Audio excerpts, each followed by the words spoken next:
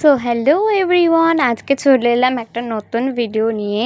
তো এটা হচ্ছে একটা রান্নার ভিডিও, যেটা আমি আমার মাকে ইমপ্রেস করার জন্য করব। তো আমরা অনেক দিন ধরেই বেশ খুব রিচ খাবার খাচ্ছি, তাই আজকে আর রিচ খাওয়ার মন নেই আজকে। তাই ভাবলাম একটু ডাল ভাত আর যদি সাথে ডিমের ভুজি হয় তাহলে খুব ভালো হয়।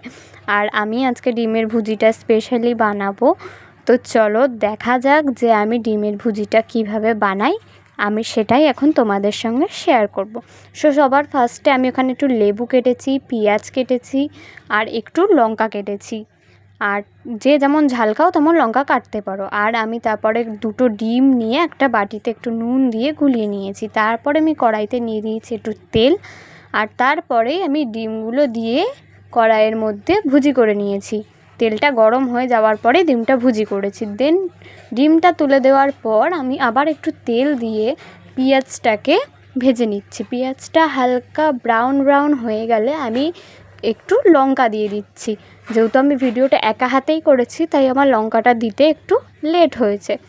তারপরে দেখো আমি লঙ্কাটা দিয়ে নিচ্ছি। এবারে লঙ্কাটা দেওয়ার পর আমি ওটাকে আরেকবার নেড়ে চেড়ে তার মধ্যে আমি কি করব, একটু নুন দেব। নুন দেওয়ার পর আর একটু বেশ কিছুক্ষণ নাড়াচাড়া করে নিতে হবে। এই যে নুন তোমরা যে যেমন খাও তার পরিমাণ মতো তোমরা নুন দিতে পারো।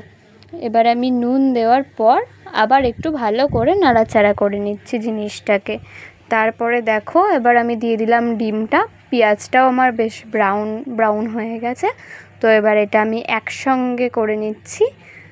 আর দেখো এখানে আমি ডিম, পেঁয়াজ আর লঙ্কাটাকে একসঙ্গে মিশিয়ে নিচ্ছি।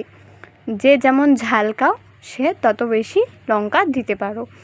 আর এবার আমি যে লেবু কেটে রেখেছিলাম এখন এখানে আমি অ্যাড করে দিচ্ছি লেবু। আমি লেবুটাকে আর আগে থেকে রস চিবড়ে রাখিনি, আমি ভেবেছিলাম যে একেবারেই দিয়ে দেবো। আর আমি এখানে দিচ্ছি 4টে মতো লেবু। দেখো ফার্স্টে একটা দিলাম, এবার আর একটা দিচ্ছি।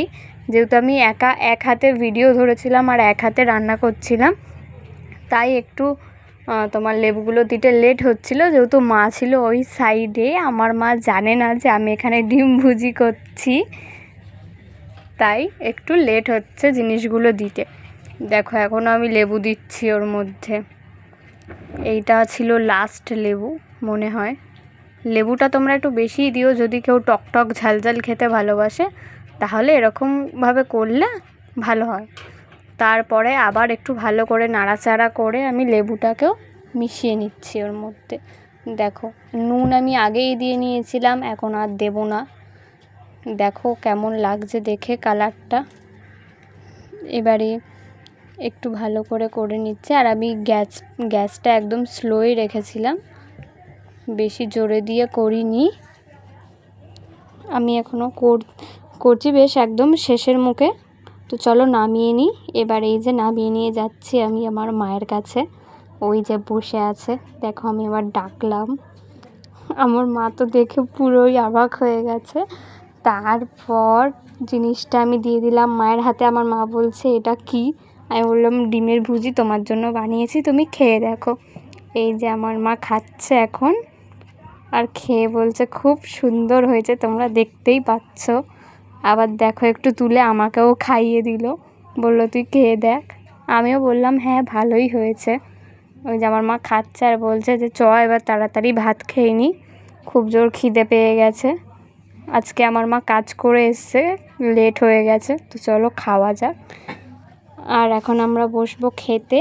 আমার মা গেছে থালা আনতে, সব রেডি করতে।